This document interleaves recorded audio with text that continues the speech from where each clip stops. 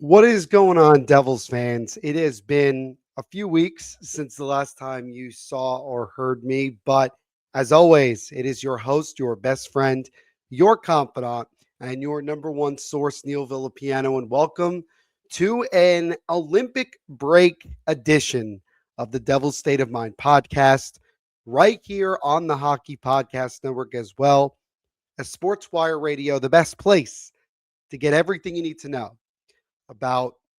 I cannot wait for this season to end involving the New Jersey Devils. And as always, Devils fans, I hope you're having a fantastic day wherever you're listening or watching this episode. And thank you guys, as always, for taking time out of your day to check the episodes out, to subscribe here on YouTube, and also subscribe wherever you get your audio uh, formats of the podcast. You guys know that I greatly appreciate it. Excuse me. Um, but yeah, and really quickly, as always, shout out to our friends over at DraftKings Sportsbook. We'll have a really cool read in a little bit, but wanted to shout out them like I always do. And again, when you sign up with our promo code THPN and you bet just $5 on your first bet, if it hits, you get $300 in risk-free bet money. You can turn a $5 bet into $300 if your bet hits. This is a great offer for new customers, courtesy of DraftKings Sportsbook. The crown is yours. And as always, Devils fans, make sure to bet responsibly. Yeah, so the last time you guys saw and heard from me, I was with the lovely Jennifer Streeter of Sports Illustrated. We were in Seattle, right in front of Climate Pledge Arena, as the Devils were getting ready to finish their 4-game Western Canada West-ish road trip. Devils, the vibes were pretty good going into that game. They had won 3 in a row. They had a chance to, sweep the road trip, get to a 4-game winning streak, and head home with a lot of good vibes, right? And ultimately, the Devils did not get it done in Seattle, lost that one. I was in attendance for that. As you guys know, I was on the back half of that trip that the Devils had in Vancouver and Seattle. Really enjoyed my time in both places. Highly recommend it, especially Climate Pledge Arena. It's a great place to go see a hockey game. It is phenomenal arena without question. State of the art. There's so many really cool food options. It's just a wonderful vibe. It really is. The pregame presentation was like 11 out of 10, honestly. And I thought the coolest part was the fact that when you walk into the arena, you're immediately in the upper deck section. You have to walk down below ground level in order to get down to, the lower seats, the 100s and the ice level seats. That is a really cool thing. So shout out to Climate Pledge Arena. Great place to check out a hockey game. Would recommend it to anybody who goes. But going back to this, yeah, obviously it would have been great for the Devils to get that fourth win, get themselves their second longest winning streak of the year, and the road trip on a high. And you had a chance to get within 2-3 points of a playoff spot with that win. And that was what we were all hoping for. And again, ultimately, it did not happen. And then, as you guys know at this point, right, the Devils really struggled the rest of the way into the Olympic break. They've already made changes with trading Andre Palat to the New York Islanders. And what a surprise. Palat already fits in way better on Long Island than he really at times ever did in New Jersey. It doesn't surprise me in the slightest. But let's let's kind of recap, genuinely like where we're at this point, because it's really important to get there. So let's take a look at the standings, because I think that that's probably the best thing that we can do right now. So when looking at the standings, New Jersey Devils 28, 27, and 2, 58 points on the season, 7th in the Metro, 9th in the Eastern Conference, 26th in the National Hockey League. And I'll show you guys again really quickly here so you can see all the way down. 9th place in the Eastern Conference, only ahead of the New York Rangers, who are having an even worse season than the New Jersey Devils are. And those games in March truly are going to be tank bowls. There's no question about it. With where both teams are and everything that's going on, I mean, this is going to be tank bowl. Like, that's essentially where we're at. And again, with the Eastern Conference, Devils down to 15th. 15th in the Eastern Conference, only ahead of the New York Rangers. And then, as I mentioned before, they're all the way down to 26th in the NHL. They are the second worst team in the Eastern Conference as we hit the Olympic break. And so I would love to be able to sit here and tell you guys that I did not expect this kind of play. But ultimately, with everything that I have spoken about at nauseum on the podcast and I've spoken about on social media as well, this is just another year that this era of Devils hockey and the fan base has had to deal with. Injuries, particularly to key guys like Jack Hughes, um, not having a good enough team with general manager Tom Fitzgerald doing an absolutely piss poor job of constructing this team. Sheldon Keefe, I think Sheldon Keefe is a good coach, but I don't think that he can save this team. I mean, he has said things like, we've got a lot of work to do to become a real hockey team. And even just last week, talking about this team is mentally weak. And I'm so glad that he brought that up. I'm so unbelievably glad because I'm here to tell you right now that this is the most mentally weak New Jersey Devils team I have ever seen.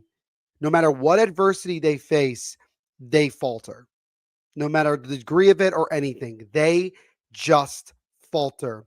And essentially, what I have come to the conclusion, and I think everybody has come to this conclusion, is that the Devils genuinely cannot wait for the season to end. I don't think that they feel confident at all that they can get back in the race at this point.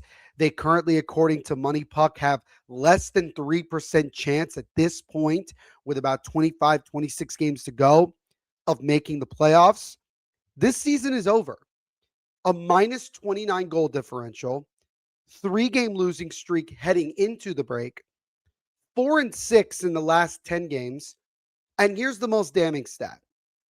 Even as of today, the New Jersey Devils rank last, dead last in the entire league, averaging 1.94 goals per 60 minutes at 5-on-5 per natural stat trick. That statistic blew me away more than anything else.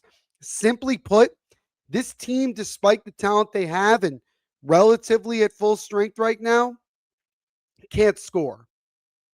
And that is all mental at this point to me. This team knows that they can't catch up, and they know that this season is cooked.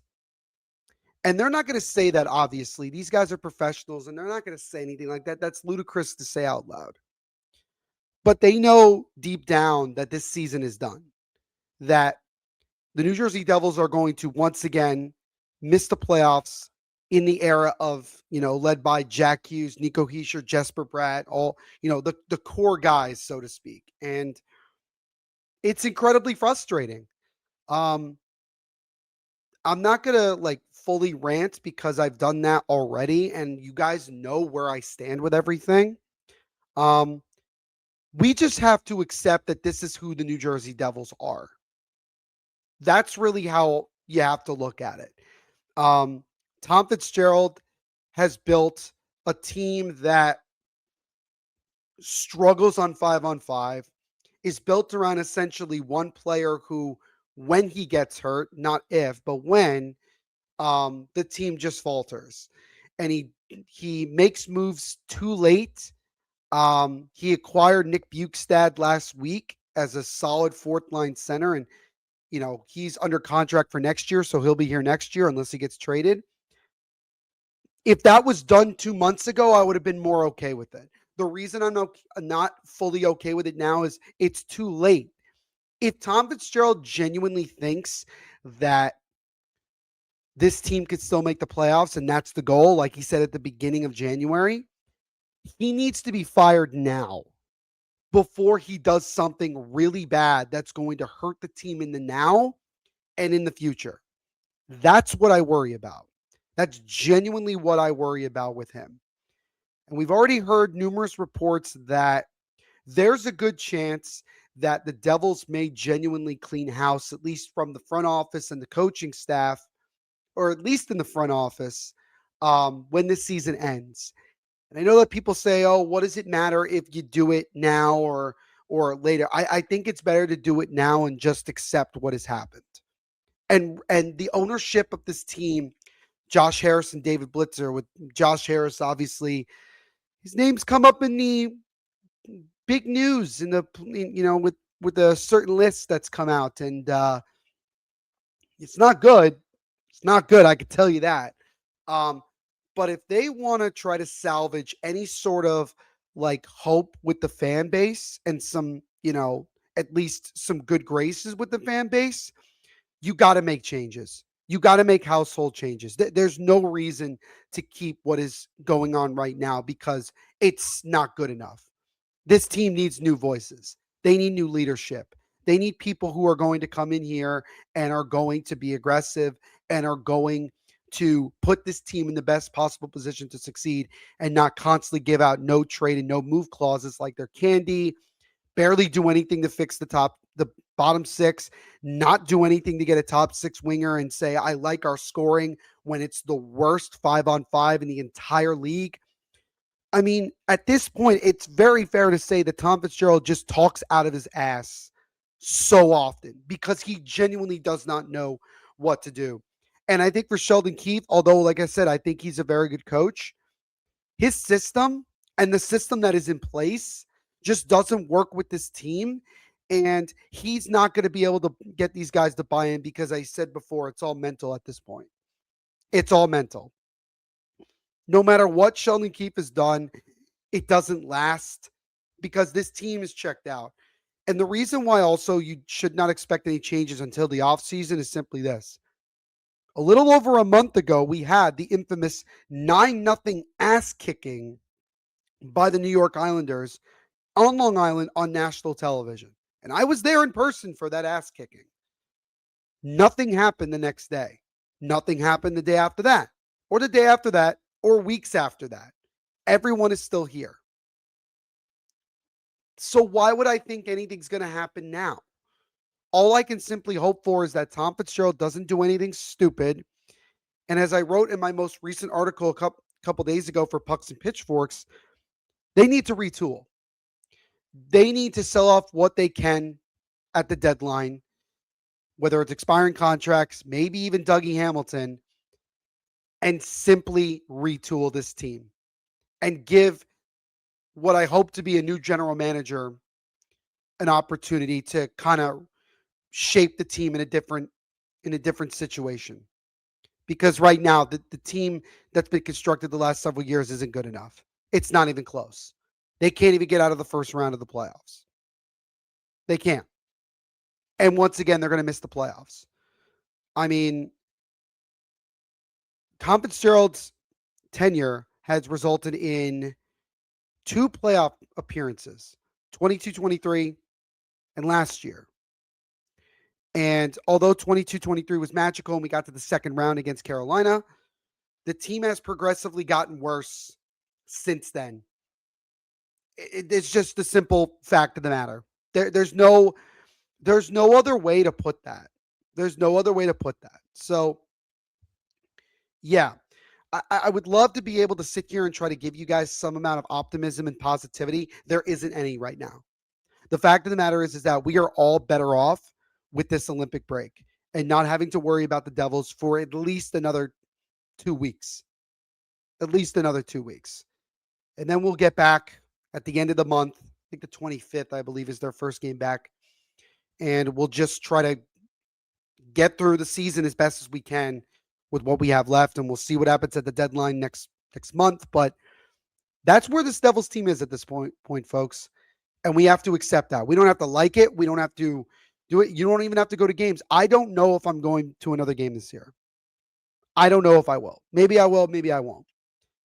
The Devils are not giving me any reason to go and watch because they just give up and they get embarrassed almost on a nightly basis, like they did against Ottawa and like they did against the Islanders at home in the last two games before heading into the Olympic break. And I say that this is a much needed Olympic break because everybody needs it. The fan base needs it. Quite frankly, the players need it. They need to have some amount of, fun at some point this year. And, seven of our guys are currently over in Milano, Cortina for the Olympics. And that's kicking off, at least for the men's side, starting tomorrow on Wednesday, the 11th of February. But at least it gives us an opportunity to not think about and not fully focus on the New Jersey Devils for a couple of weeks. And we can finally get back to watching best on best international hockey for several weeks. And that's going to be fun.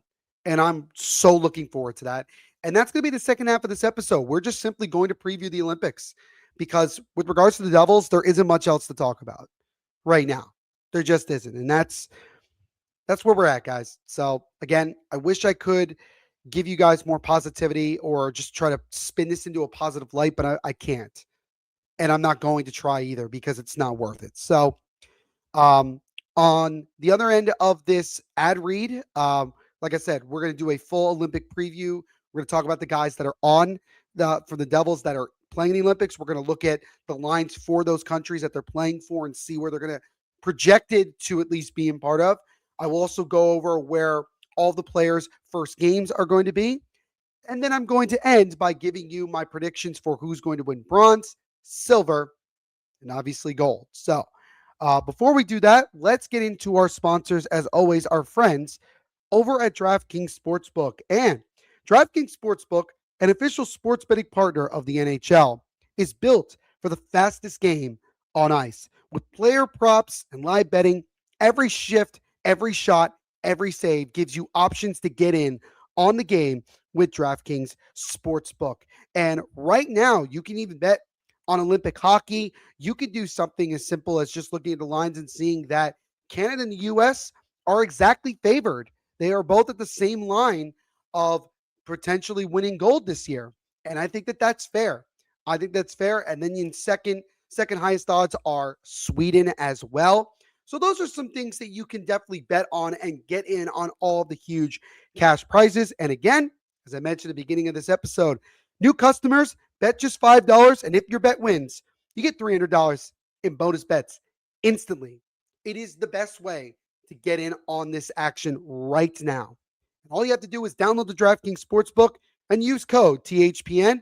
That's code THPN to turn $5 into $300 in bonus bets if your bet wins in partnership with DraftKings. The crown is yours. And as always, Devils fans, make sure to bet responsibly.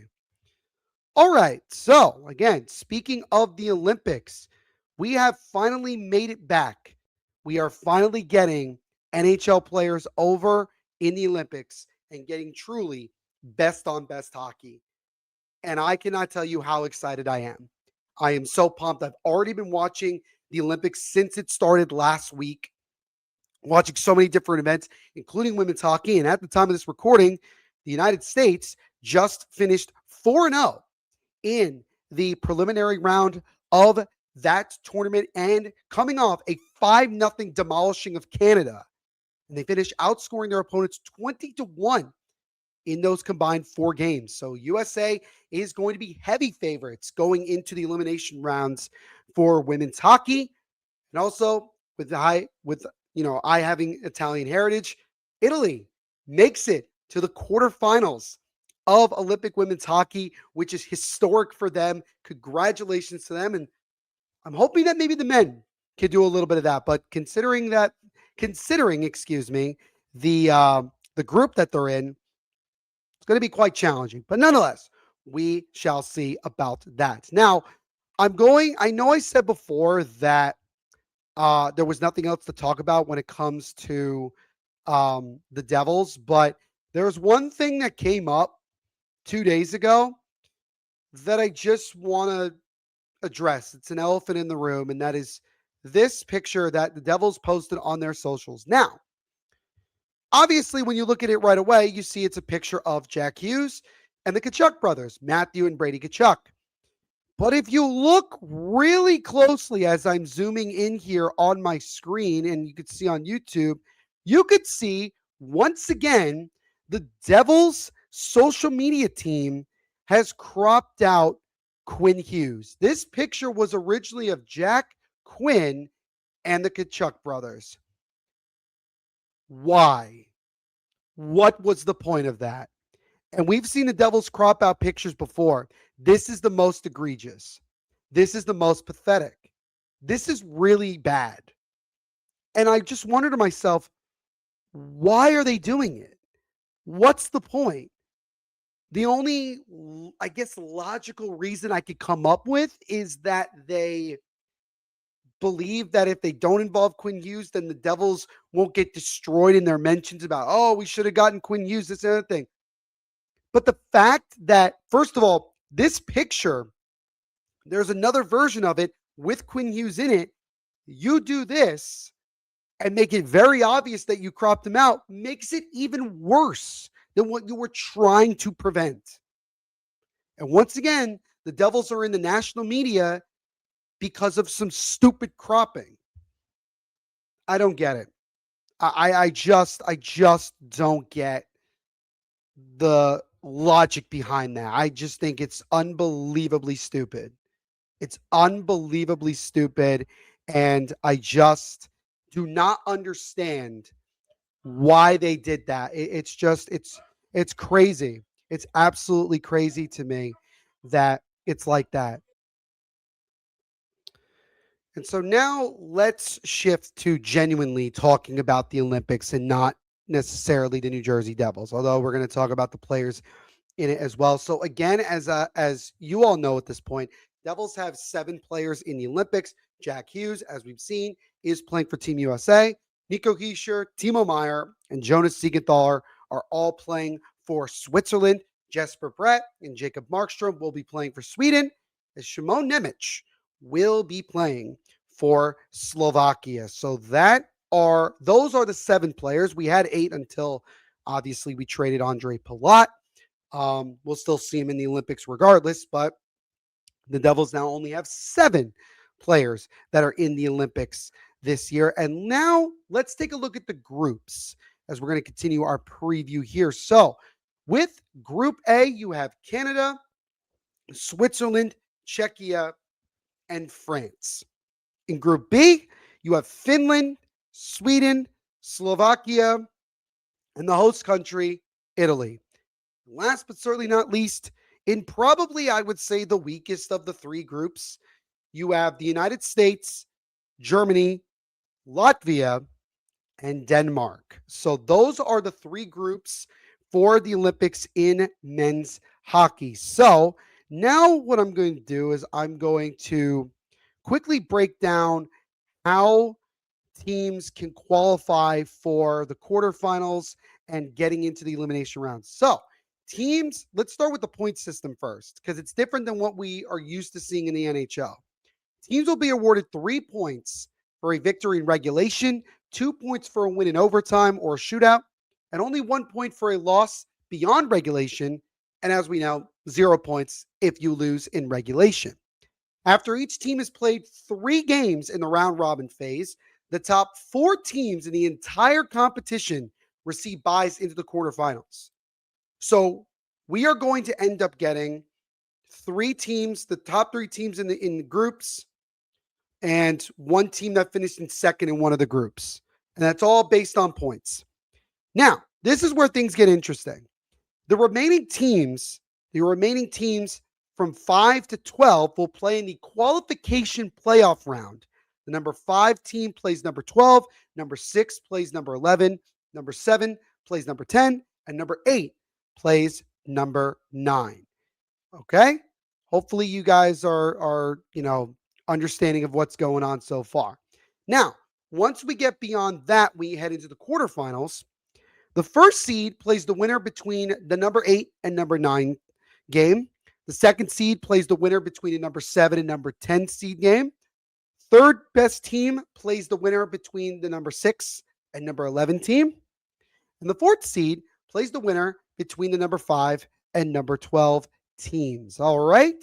So that's pretty much the breakdown of the point system and how teams can advance from playing in the preliminary round to ultimately getting to the elimination quarterfinals and, moving on from there. So before I get to the schedule, I'm going to just give you guys the first games that the players from the Devils will be playing in. But before I do that, I want to quickly go through the projected lines for the countries that the Devils players are going to be involved with to kind of get an idea as to what we might see. So let's start with Switzerland. So again, all these lines are courtesy of Daily Faceoff. So it looks like as of right now, Nico Hischier is projected to be the first line center with a line also with Kevin Fiala from the Los Angeles Kings and Calvin Thurkoff. I think he plays over in Europe, if I'm not mistaken. Sven Andrighetto is one of the most talented European players out there right now, and I'm really excited to see what he can do on this huge stage. Timo Meier looks like he's projected to play on a third line with P.S. Suter and Philip Kurisev. I believe that is the first line of all NHL players for Switzerland. And then for Jonas Siegenthaler, it looks like he will be on the second pairing with Dean Kukin. Roman Josi, the captain of Switzerland, is on that first pairing. They have the first power play unit with Hischier and Timo Meier on that first one, which is really, really cool to see. Here's a second power play unit, and we're going to go all the way down to the goaltending, where it looks like Leonardo Giannoni will be the projected starter, while former Devil, current Vegas Golden Knight goaltender, Akira Schmid, looks like he is the backup. So again, these are all projected lines. It is not confirmed. Things have changed throughout the first couple days for everybody practicing and everything. So we will see how things actually go once we get to the actual games and we start seeing the lineups and everything like that. Now let's go over to Sweden. So again, Devils have two representatives for the country of Sweden. And let's take a look again from Daily Faceoff. Looks like Jesper Bratt is currently projected to be on a second line with Elias Lindholm and Lucas Raymond. Now, people might say, well, where is William Nylander? He is currently still dealing with an injury, but he is listed as day-to-day. There still might be a good chance that he plays in the first game. We shall see what happens with that. And then we're going to go all the way down here. Jesper Bratt looks like he is going to be on that second power play unit with Landeskog, Elias Pettersson, Philip Forsberg, Erik Karlsson. That's the second unit, by the way. That's a dangerous second unit, 1,000%. Then we go down to the goaltending. Philip Gustafsson, who's had a tremendous year with the Minnesota Wild, looks to be the projected starter. And Jacob Markstrom looks like he will be the backup, with Jesper Wallstedt, also of the Minnesota Wild, being the third string netminder. Will we see Markstrom in the Olympics playing at all? Only time will tell, and we'll see if he can at least perform better than what he's done for the most part with the Devils. Although I will say that Markstrom has been a lot better of late for the Devils, so maybe he can use that and translate it into good performances if and when he gets the chance with Sweden. All right, now we go over to Slovakia. Now, here's two things that are really, really cool. Tomas Tatar, you guys remember Tatar, former New Jersey Devil tuna? He's on that first line for Slovakia, but that's not the best part. He was named the captain of Slovakia. So congratulations to former New Jersey Devil Tomas Tatar on getting the captaincy for Slovakia, an amazing honor. He's playing over in Switzerland right now, if I remember correctly, seemingly doing very well. Juraj Slafkovsky, that first overall pick in that same year with Shimon Nemec and longtime teammates. He'll be on the first line. Nemec and Slafkovsky are one of the few guys that actually were on that team 4 years ago that won the bronze medal over Sweden. So they do have a little bit of experience here.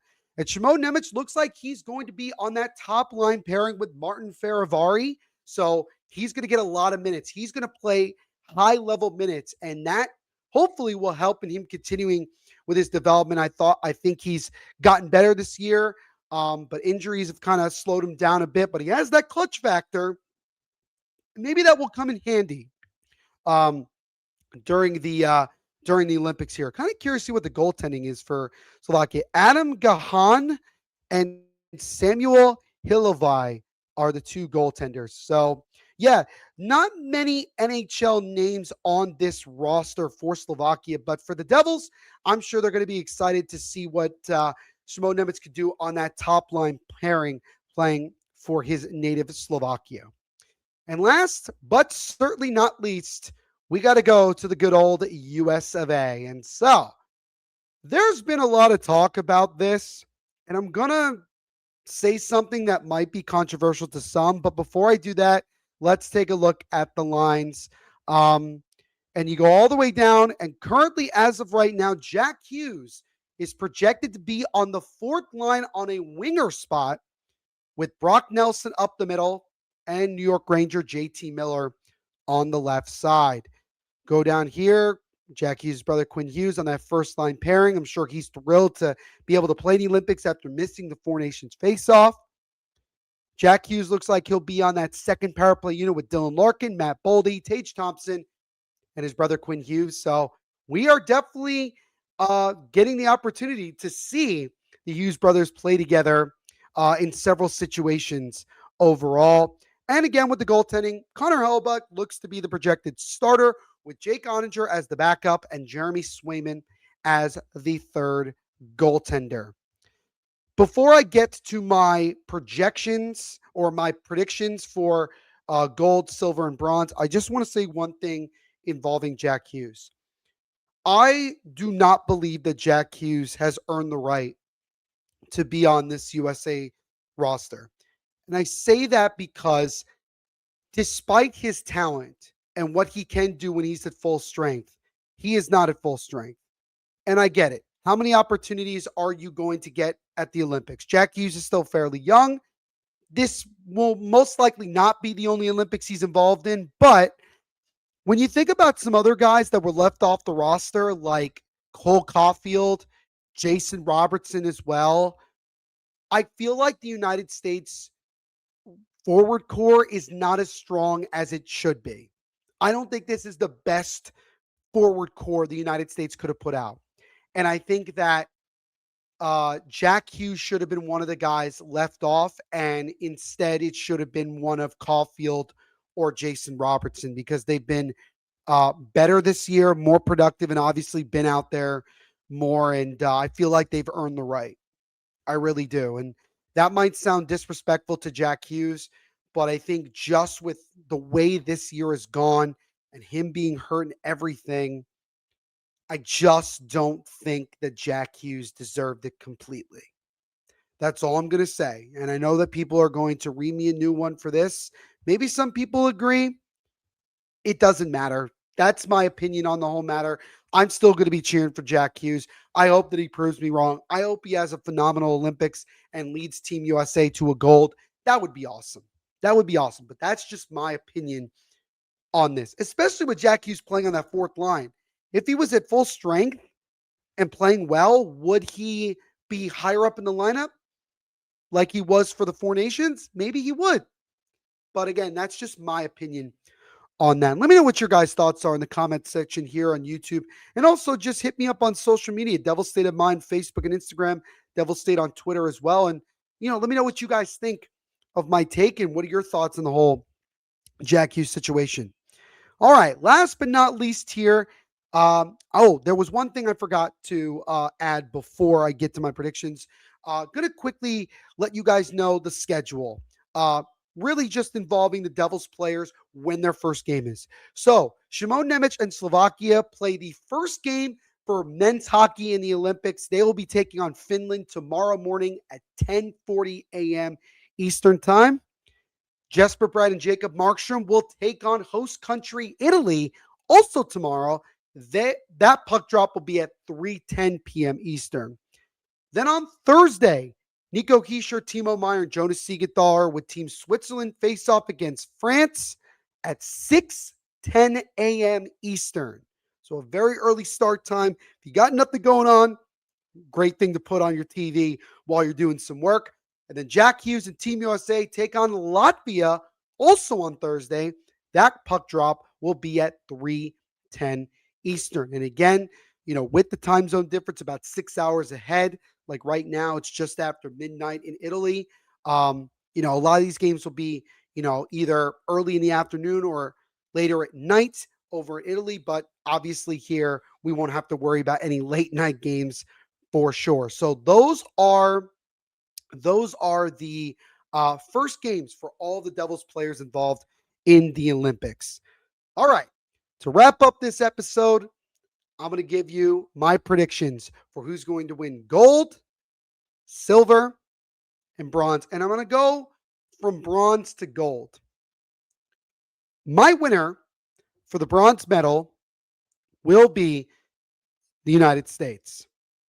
I say that because I worry about them running into a team like Sweden with really good goaltending, the United States not having the world's best offensive depth, and they might come into some issues. And if they run into a good goaltender, they can easily be eliminated.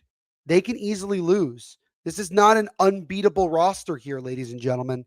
And I just think that because of some of the guys that were left off, I just don't have full faith like maybe some other people do. Nonetheless, I still think they end up meddling. I think they end up facing someone like maybe Slovakia, maybe Finland, maybe even Switzerland. Maybe Heischer and Hughes face off against one another in a bronze medal game. That would be fun to watch.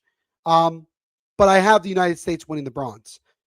Silver, I'm going to go with Jesper Bratt, Jacob Markstrom, and Sweden. I think that this is one of the most talented Swedish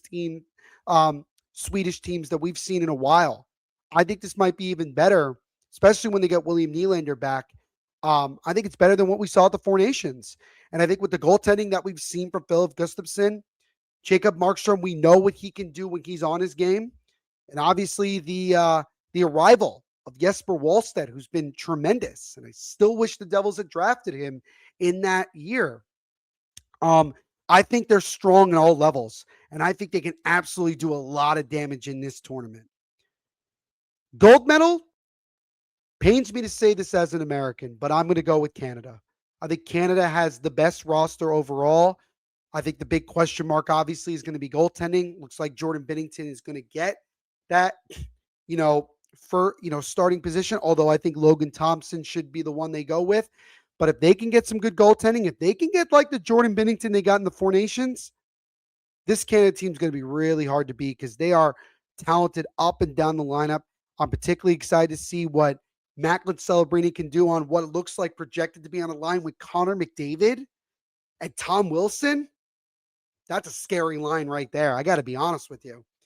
Defensively, I think that overall it's a pretty balanced defense for Canada.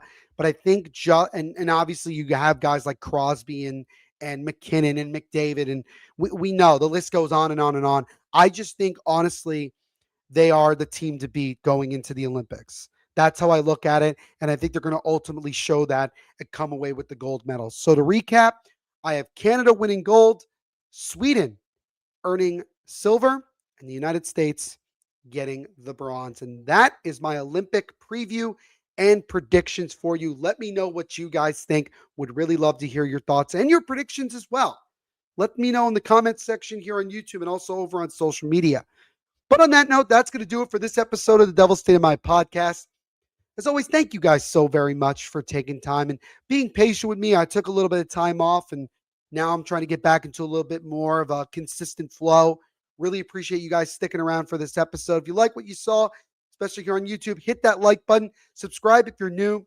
Tell all your friends to do the same. Also, hit that notification bell so you get notified every time a new podcast episode, a new clip, or a new video in general comes out. We are so close to getting to 200 subscribers. If you guys can help me get to that, that would be so freaking awesome. Would love to get to that by the end of the Olympics. I think that would be that's a really, really good benchmark. So make sure you guys do that. Follow the podcast on social media, Devil's State of Mind again on Facebook and Instagram, Devil's State on Twitter or X. Follow me on BlueSky. It's just my name, Neil.Villapiano. Also, follow my TikTok as well. You can just search my name again, Neil Villapiano. Just got over 500 followers on TikTok, posting a lot of stuff. Just gave my long winded thoughts. I watched Heated Rivalry and I gave a long winded response about that. You guys should go check that out if you have not already. And also, make sure to subscribe to the podcast wherever you get your audio podcasts: Apple, Spotify, Google, all that good stuff. And if you're on Apple or Spotify in particular, if you could leave a 5-star rating on either one, helps out me and the podcast tremendously as we continue to get this podcast out to more and more and more Devils fans like yourselves. But again, thank you so much for checking out this episode, and we will see you in the next episode. Enjoy the Olympics, everybody. Everyone, continue to be the awesome people that you are. And despite everything that's going on with this, you know that we got to do this. Put those horns up, baby. And let's go, Devils.